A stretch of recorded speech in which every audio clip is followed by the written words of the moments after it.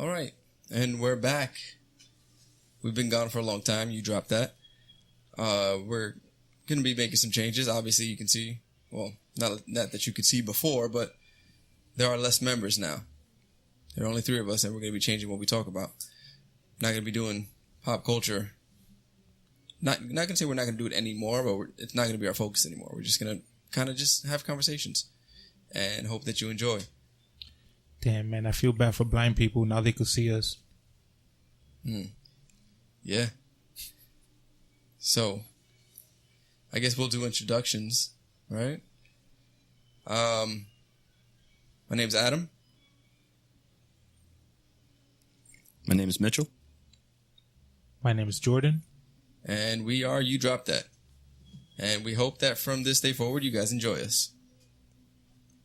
So, I guess let's get on with it. You want to start, or you want me to pick? You can start. Go ahead. Well, I mean, I did have something in mind. And, we were listening to something the other day, and it really sparked a question in me that I wanted to present to you guys. So, I wanted to know, what does Make America Great Again mean to you guys, personally? Ooh, that's an easy one. As long as I have my job, create a future for myself and my family, that's an America for me. I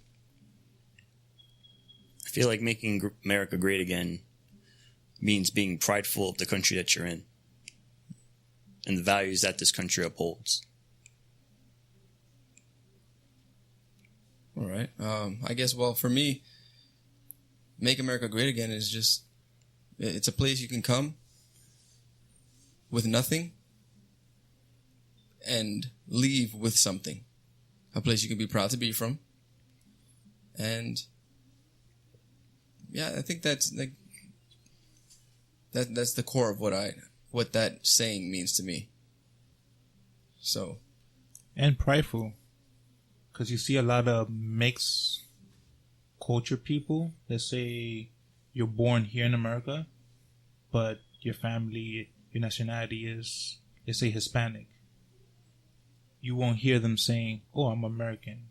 You'll hear them saying, oh, I'm Dominican. I'm Puerto Rican more. They admire their other side other than their country they're in now. So that's where the admiration, I would say, comes in. That actually adds to it, being proud to be American, regardless of what your ethnicity is. Doesn't matter what your background is, the fact that you're here and you're from U.S. soil. I want to be proud to be from here. I want to be proud of the freedoms that I'm granted by being born or being a citizen of this place. And today it doesn't seem like people feel that way about this place. That's very correct. What do you think might be the root of it?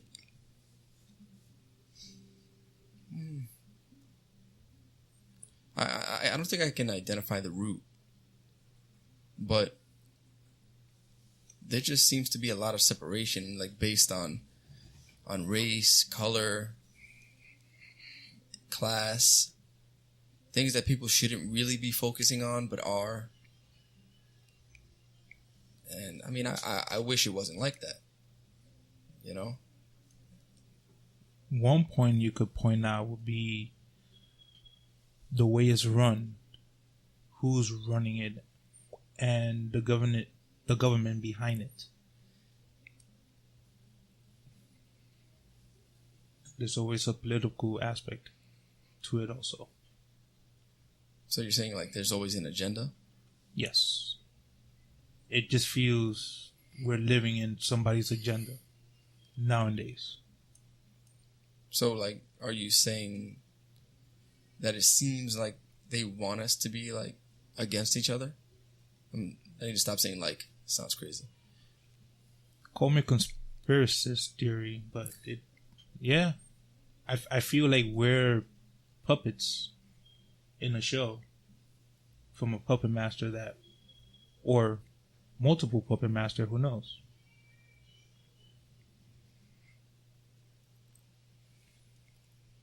So how would you go about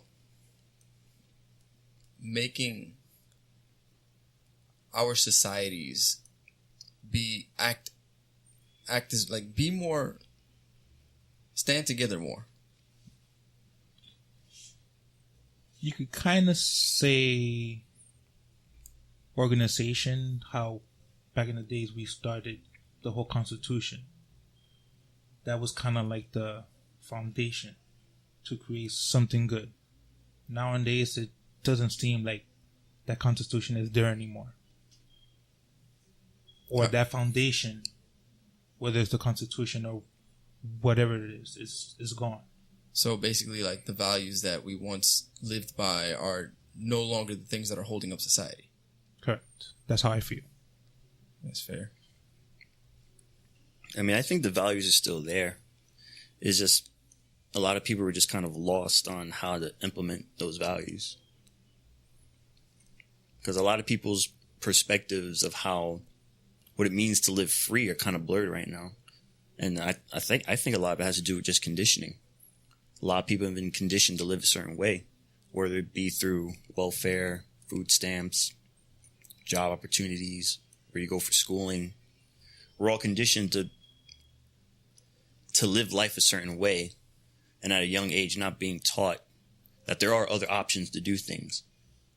And the thing is, if a lot of people knew those types of options, more opportunities will be, like, you can reach more opportunities. Another thing, like, to go hand in hand with the conditioning statement. You know, we were watching that video T.I. Candace Owens the other day. Not that it's a new video, but it's still relevant. It just doesn't matter when you listen to it. You know, like, you're conditioned on who to like and who not to like. Well, we had Candace Owens giving facts with evidence to this crowd, and they're booing her. Yet, when the other guy, I don't know his name. Oh, is it T.I.? Not T.I., the fat guy. Oh, I don't know. Right? When he came out and validated everything she was saying, he was cheered. And no one notices that, like, you're being played.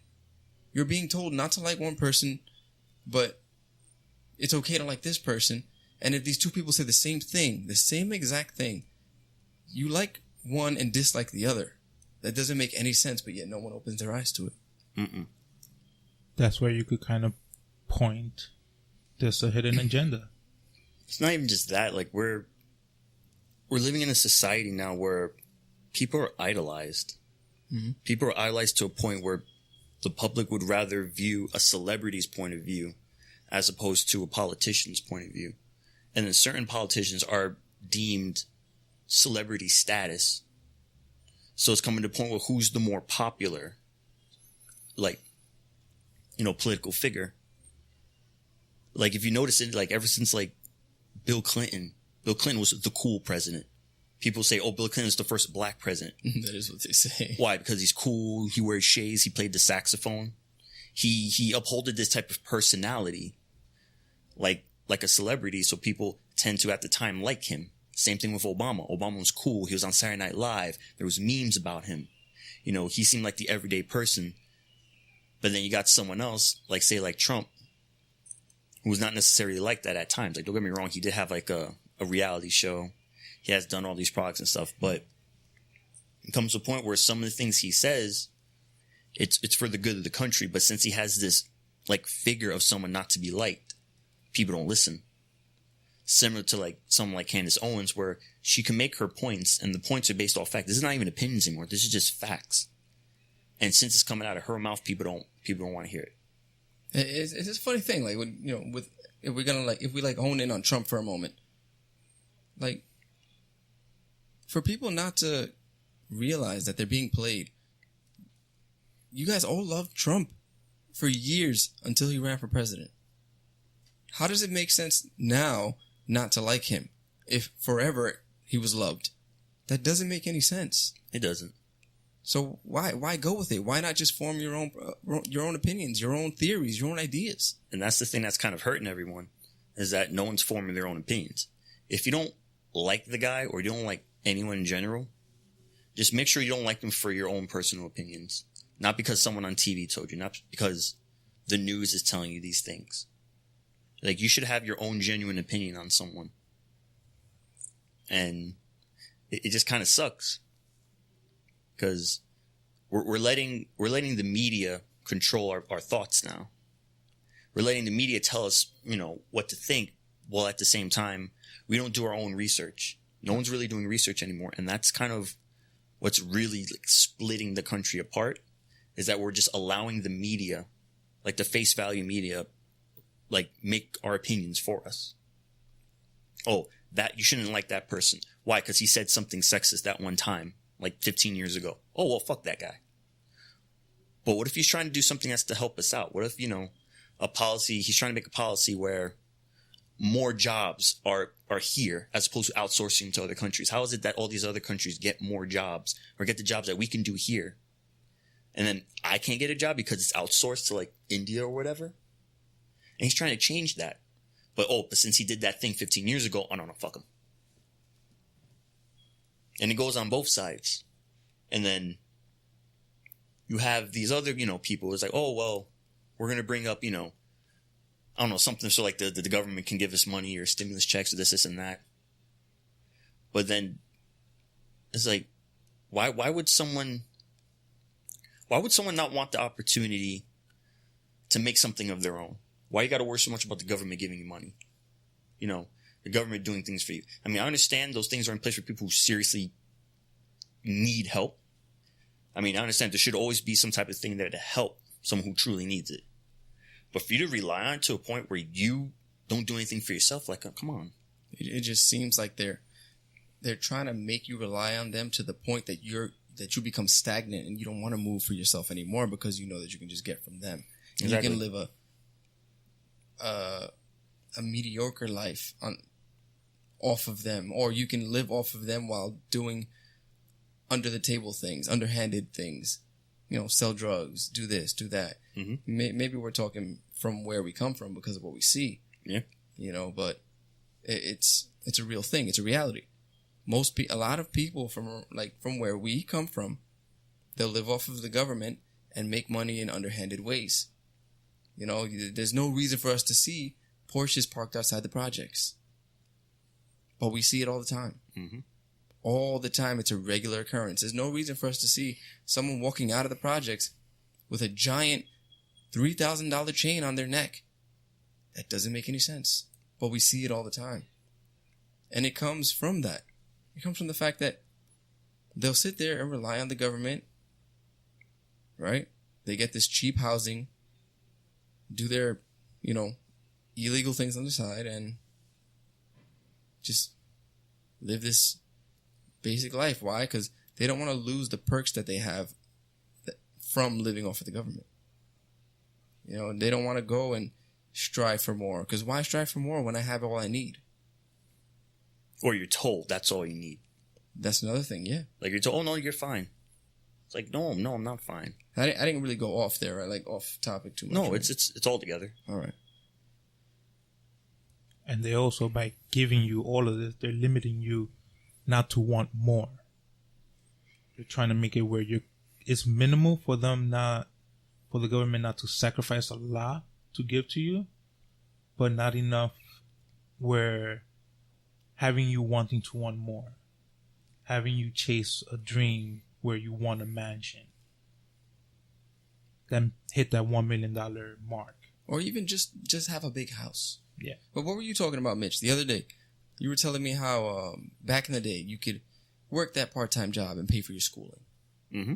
Right? And you could, after that, you're done with school, you graduate with no debt because it was affordable, not like today. You go on, you get your job, then you get to the middle class and you live your middle class life. Yeah. You have the house, the white picket fence. We're not saying that you're going to be a millionaire, but you live that good life. Yeah. That life free of poverty. At least, personal poverty. You're not poverty. Yeah. You're not living in the ghetto. You're not doing that. You were telling me about that the other day. You were saying how like these jobs, these entry-level jobs are supposed to be revolving door jobs. Yeah. We're supposed to come in, do the job for a while, leave for the the younger generation to come in. They come in, they learn responsibility, they learn how to manage the money, they learn what it is to work for their money and work for what they want. And we don't have that today. Now, like you said, you walk into a CVS, or if you're working in a CVS, you're 18, but your coworker's 45. They should be planning for their retirement, like you said. Exactly. And even if they're in that business, they should at least be a manager by then. It's like the simplest ideal. It just makes perfect sense. Like, you're born, you go to school. After high school, you start your first job. Around that time, you might want to go to college, learn a profession. And that job, teaches you responsibility. How to manage stuff, how to do things. And eventually you leave. Let's say you graduate from the college. Then you start looking for work within that profession. By then you're gone. You're not flipping burgers anymore. That's for the younger people to come in. So that way they can learn responsibility. You get the profession, you get the job, you get good money. You can use that money to buy yourself, somewhere to live. An apartment, condo, whatever. And then from there, you probably might just branch up from that career. Become a boss of that career, something like that. You make a little more money. You get you can own a house. And that's the thing though. There's not that many people that own property. Wait. There are not that many people like us. Yeah, like us that own property. And by that time, you're good. And then once you're in your 40s, you start setting up your retirement. You might want to start a family and stuff. And then you start teaching your kids the values that you went by, to go by those. You're old, you do retirement. And then the cycle just repeats with your kids. But where did it come where we're going backwards? Where we can't get the better job because we're too busy paying off student loans.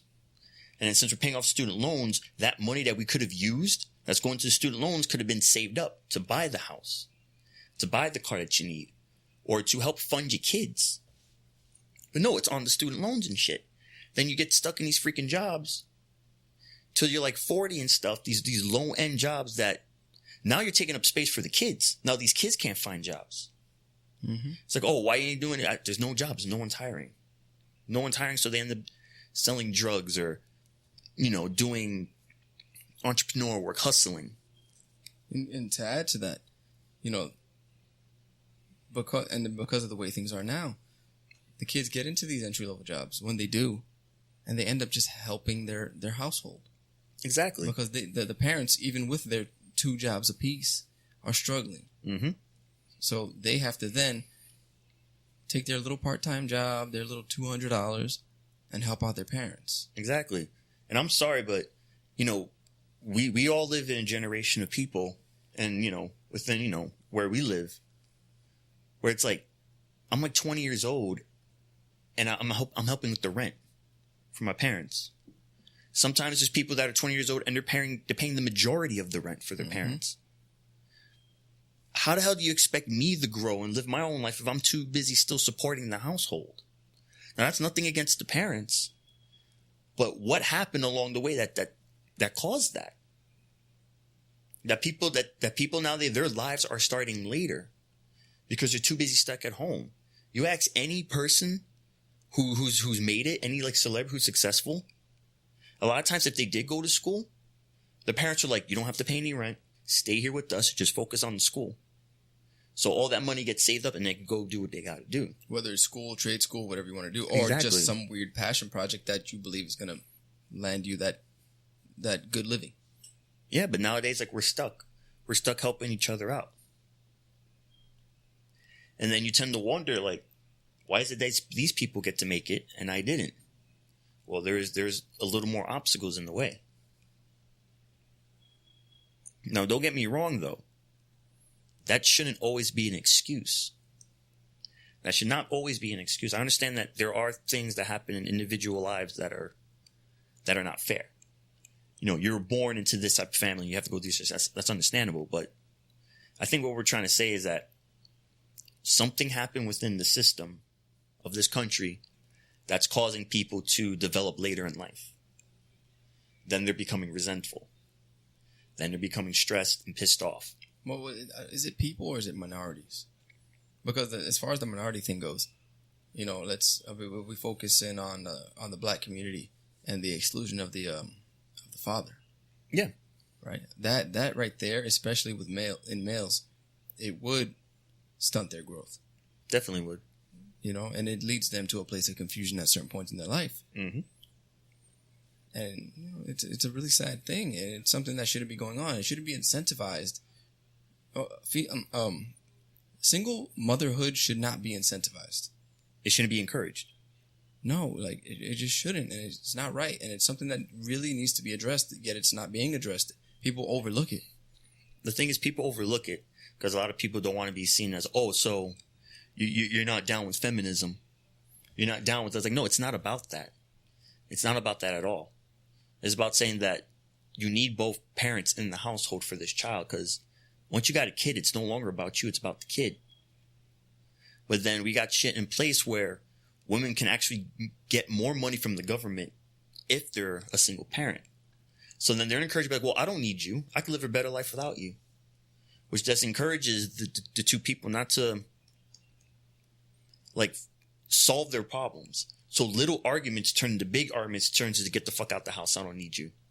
So then the father leaves, and then they get spiteful. You're not allowed to see the kid. So then they can't see the kid. So now this kid's growing up with no fucking father, not properly learning everything. And I'm sorry, but one parent can't do everything. Nope. They can't. You can't teach them everything. So then these kids do also, and in addition to that, when they grow up and end up getting paid, they become the man in the house. You know, if it's a boy, they become the man, then they have to bear the responsibilities that the father should have already had. So now the kids are getting these jobs to help pay rent for the house. Was like, well, the dad should be there with the rent. But now I got to do it? Then when the fuck is it my turn to fucking leave and start a family?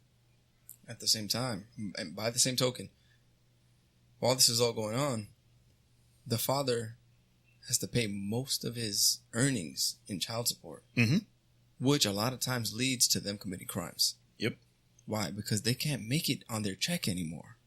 Because you're taking over 50% of what they're making. It's bad enough they're paying like a third of what they're making in taxes. Now they're paying 50% of what they're making in child support. Then how do they live? Now they have to go and do shady shit. What are you gonna do? You're gonna go and need you can't work 4 jobs.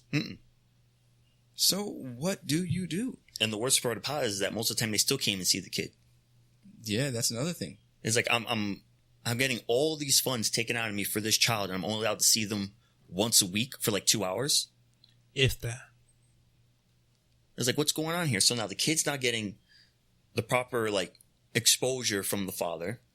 The father is barely making any money. It's just this constant loophole for what? It's not benefiting anyone. So now we're gonna have another generation of kids going through shit that could have been avoided if it was a stable household. So then you got people like us who got friends who, you know, for lack of a better word, living better lives than us. And then you look how things were off with them. It's true. You know, they had fathers in the household. You know, they had someone teaching them stuff. Like, from the way I've seen it, my life compared to my other friends' life, if they're doing better, 9 times out of 10, they lived with a father. They had a father to teach them how to drive, show them how to buy a car, how to work a car, what jobs to go to, what jobs not to go to. You know, how to do some types of tasks, how to pick a right woman. And there's a lot of these kids who don't even know how to pick a proper woman because they don't have a father and go, no. Vice versa. These girls that don't know how to pick a proper man. Yeah. Because the thing is, when you're a child, the first influences you see are your caregivers. You know? There's always that saying that you tend to pick the woman that's kind of like your mother. And you tend to get drawn to the woman that treats you like your mother did, with that type of specific type of care. Same thing with a girl. They tend to pick a guy that's kind of like their father. And as a father, you should be a good father figure to show, you know, that daughter, this is what a decent man looks like. This is what a decent man does. So when you see something that's not that, don't go for that. That's a bad guy. Don't date that type of guy. I mean, think about it. The term daddy issues didn't come from nowhere. It's true. It's true. And it holds weight. It holds weight. And at the same time, the term mama's boy didn't come from anywhere. From nowhere. From nowhere, yeah. Confused me. It's like, it didn't just, like, there's a reason why there's a term mama's boy. because they're all raised by their mothers and they're just smothered by their mothers. Like, they don't know how to branch out. Like, they rely so much on their mothers. And in turn, they don't learn how to be men. Mm-hmm. You know, they just become like feminine men. Not saying that men shouldn't have a feminine side, just they become... It's too much on the scale. Yeah. There should be a balance. It should probably be a little more tipped toward the male side for males and a little more tipped toward the female side for females. Yeah. But you should still learn whatever you are, learn it. But the only way to learn it is if you have both in the house. You get to see how they interact with one another. You get to see how they respond to situations and all of that. But if you only have one, then you only get exposed to one mindset. To one mindset, to one's ways of being. Yeah. And it's really unfair to the children. It is. And then we have this whole new generation of people who don't really know everything fully, who weren't taught everything fully, so they're confused. Then they start blaming things, and they start lashing out. And it's just a constant cycle again, because then when they end up getting kids, they treat it the same way. They treat their kids or they treat their family how they were brought up, because in their minds it's like, well, that's how it was in my household. Doesn't everyone do this? And it just naturally happens that way. And it's just a constant cycle. I guess the moral of this episode would be like, the question is how to break the cycle. How to break the cycle goes back to what you first said. Understanding the meaning. Yeah, understanding the meaning. Not understanding, your interpretation of. Your interpretation of how to make America great again. And all of these things go into making America great again. And we're not super right-wing Republican people, but we're not super left-wing Democratic people either. We're just people who just look at things. The thing is, these values are not exclusive to either side. This is simple, common knowledge that a child grows up better with both people in the household. And people understanding the value of family and actually cherishing the value of family is beneficial for everyone. Where is this thing that people started thinking you can make it on your own? No. We need each other. In the household, in the family, in the community, we all need each other to help each other out. But since we're pushing each other away, and a lot of times pushing each other away because it's beneficial to our pockets, because the government tells us to. Because you all know that there's a lot of people, we all know someone who had a child and they purposely sabotage the other just for the money. Yep. For that income tax check, for those little extra funds for the child support, because they just want a little extra dough. Yep. Not caring about what the fuck the child thinks. Not caring about what the father thinks. All for that little extra scratch, because the government is like, oh, here you go. Oh, you're by yourself? Here you go. Here's a little extra money in your check. Yeah. It's baffling to me how people don't see that. It's baffling how you'd prefer to just take money from the government and be a single parent versus just going through the hard times and building each other up until you have something solid together. Mm-hmm. Like, I don't get it. I guess I'm just not wired that way. But wouldn't you say also that will fall under a point of motivation?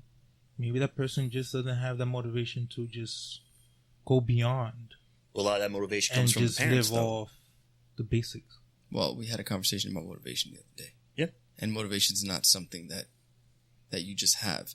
Motivation is something, in my opinion, and I think from what I've seen in life, motivation is something that you create. It's not innate. Mm-hmm. It's not something, because people that I'm waiting for that motivation. It never comes. You have to get up and go. Motivation is created. It doesn't come to you. And so so I don't think that you can really even instill motivation. Motivation is a very personal thing. But I think that's a whole nother conversation. But yeah, you should be just trying to build build. You can come from nothing and end your life with something. You know, you don't need $1 million. You don't need that. Because, like, wealth is subjective. To be wealthy, it could just mean that you have your house, you have your car, your wife has her car, your kids don't have a worry. And what are you guys? You guys are happy, you guys are healthy. That right there is wealth. And people don't interpret it that way. That's a big problem with our people. They think they interpret wealth as the nice car. In front of the shitty home. In front of their shitty home. The big TV. The big chains. The $1,000 jeans. Doesn't make sense. Every pair of Jordans. I mean, no, I'm not gonna lie. I like me a pair of Jordans. Not every pair. You know? You don't take that with you to the grave. You don't take any of it.